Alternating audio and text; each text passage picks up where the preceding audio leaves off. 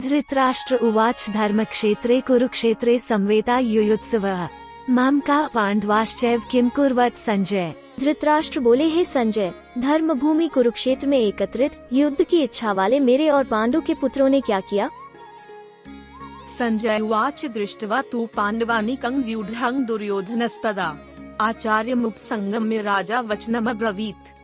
संजय बोले, उस समय राजा दुर्योधन ने व्यूहरचनायुक्त पांडवों की सेना को देखकर और द्रोणाचार्य के पास जाकर यह वचन कहा, पश्येता पाण्डुपुत्राणामाचार्य महती चमूम व्यूढान द्रुपद पुत्रेण तव शिष्येन धीमता।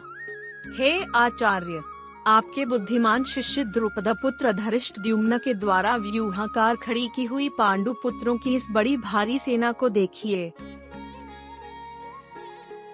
अत्र शूरा महेश्वासा भीमार्जुन समायुधि युयुधानो विराटश्च द्रुपदश्च महार्थः धृष्टकेतुश्च कितानः काशीराजश्च वीर्यवान् पुरुजित कुन्तिभोजश्च शैब्यश्च नरपुंगवः युधामन्युश्च विक्रांत उत्तमौजाश्च वीर्यवान् सौभद्रो द्रौपदेयाश्च सर्व एव महार्था।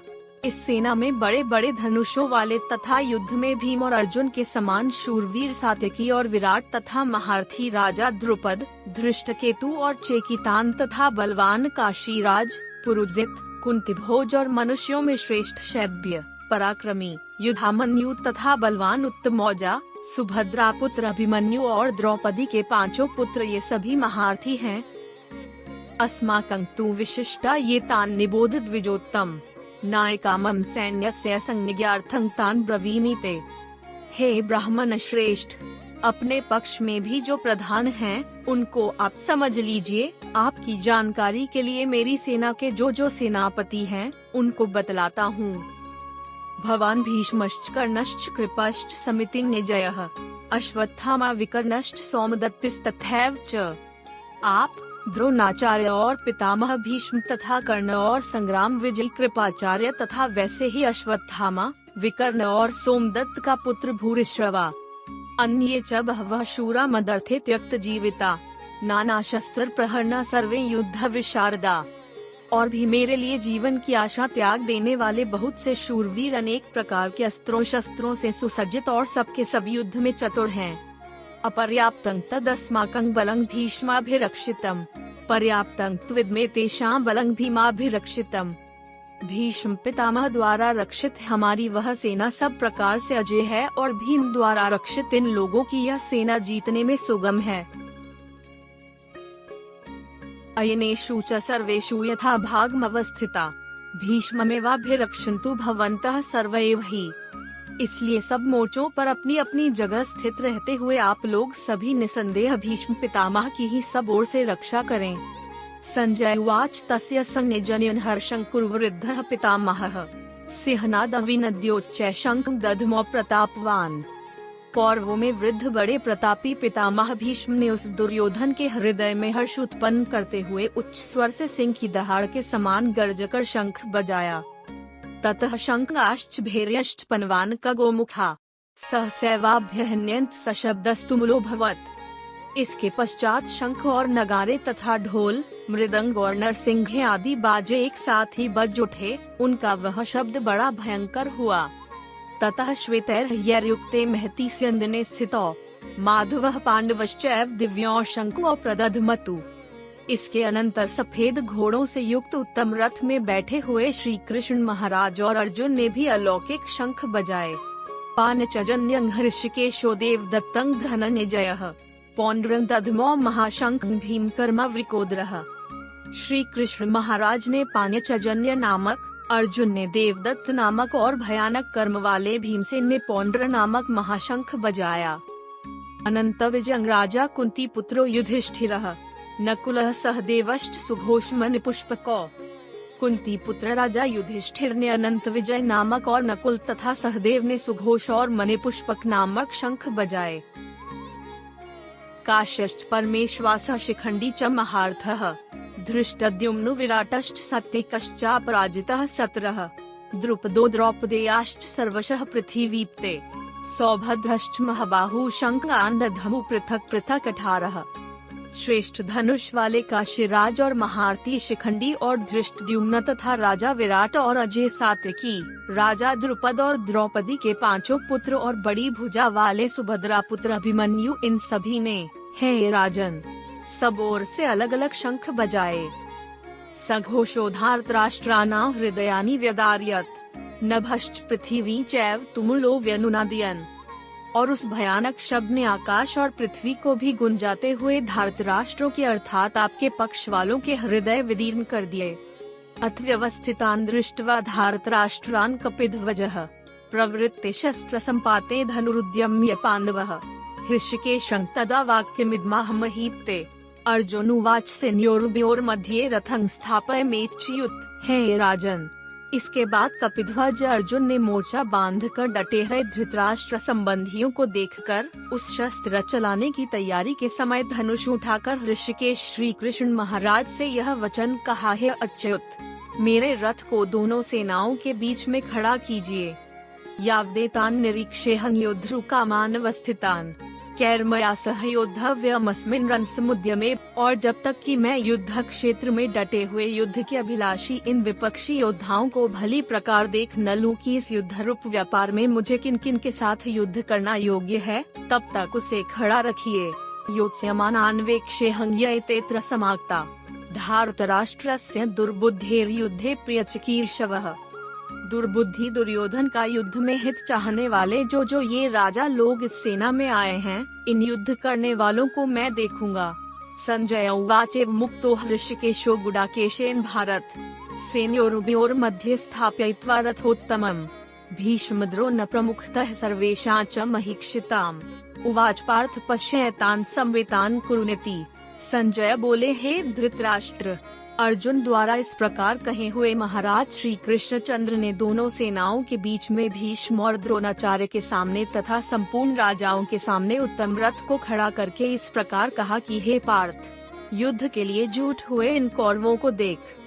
तत्रापश्यत् स्थितान् पार्थः पितृनथ पितामहान् आचार्यान् मातुलान् भ्रातॄन् पुत्रान् पौत्रान् सखींस्तथा श्वशुरान् सुहृदश्चैव सेनयोरुभयोरपि तान् समीक्ष्य स कौन्तेयः सर्वान् बन्धून् वस्थितान् कृपया पर्याविष्टो विषीदन्निमब्रवीत्। इसके बाद प्रथापुत्र अर्जुन ने उन दोनों सेनाओं में स्थित ताऊ चाचों को, दादों परदादों को, गुरुओं को, मामाओं को, भाइयों को, पुत्रों को, पौत्रों को तथा मित्रों को, ससुरों को और सुहृदों को भी देखा। उन उपस्थित संपूर्ण बंधुओं को देखकर वे कुंती पुत्र अर्जुन अत्यंत करुणा से युक्त होकर शोक करते हुए यह वचन बोले।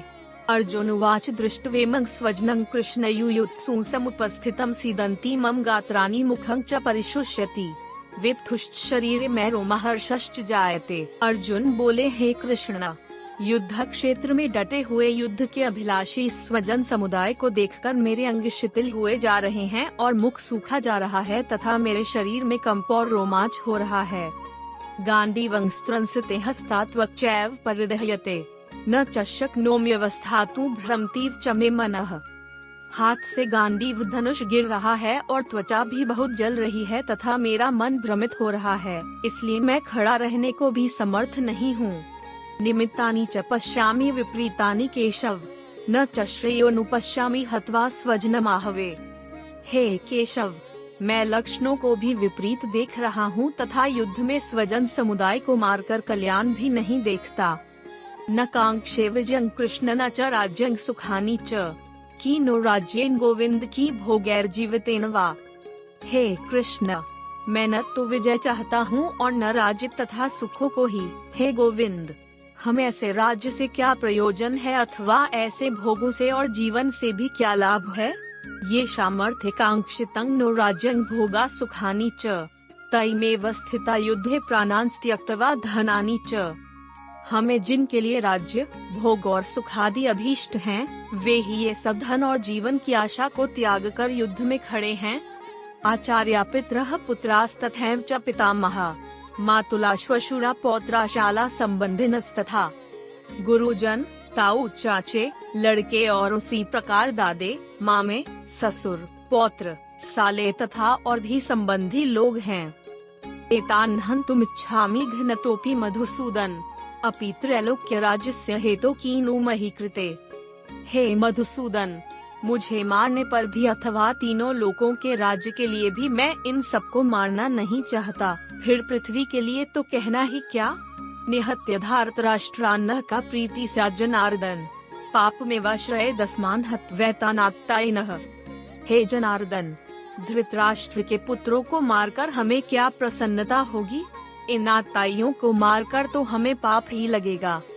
तस्मान्नार्हा वयं हन्तुं धृतराष्ट्रान् स्वबान्धवान् स्वजनं हि कथं हत्वा सुखिनः स्याम माधव। अतएव हे माधव, अपने ही बांधव धृतराष्ट्र के पुत्रों को मारने के लिए हम योग्य नहीं हैं, क्योंकि अपने ही कुटुंब को मारकर हम कैसे सुखी होंगे। यद्यप्येतेन पश्यन्ति लोभोपहत चेतसः कुलक्षय कृतं दोषं मित्रद्रोहे च पातकम् कथं न ज्ञेयमस्माभिः पापादस्मान् निवर्तितुम्।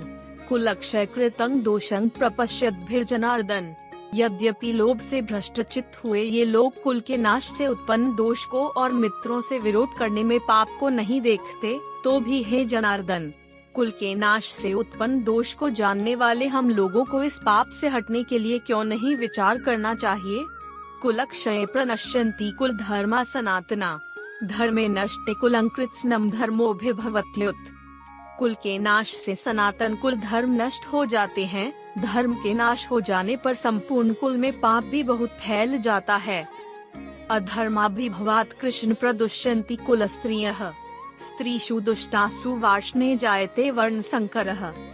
हे कृष्ण, पाप के अधिक बढ़ जाने से कुल की स्त्रियां अत्यंत दूषित हो जाती हैं, और हे वार्ष्णे, स्त्रियों के दूषित हो जाने पर वर्ण संकर उत्पन्न होता है। संकरो नरकायैव कुलघ्नाना कुलस्य च पतन्ति पितरो हि एषा लुप्त पिंडोदक क्रिया। वर्ण संकर कुल भातियों को और कुल को नरक में ले जाने के लिए ही होता है। लुप्त हुई पिंड और जल की क्रिया वाले अर्थात श्राद्ध और तर्पण से वंचित इनके पिता लोग भी अधोगति को प्राप्त होते हैं। दोषैरेते कुलघ्नाना वर्ण संकर कारके उत्साद्यन्ते जाति धर्मा कुल धर्माश्च शाश्वता। इन वर्ण संकर कारक दोषों से कुल घातियों के सनातन कुल धर्म और जाति धर्म नष्ट हो जाते हैं। उत्सन कुल धर्माना मनुष्याना जनार्दन, नरके नियतं वासो भवतीत्यनुशुशरुम्। हे जनार्दन, जिनका कुल धर्म नष्ट हो गया है, ऐसे मनुष्यों का निश्चित काल तक नरक में वास होता है, ऐसा हम सुनते आए हैं।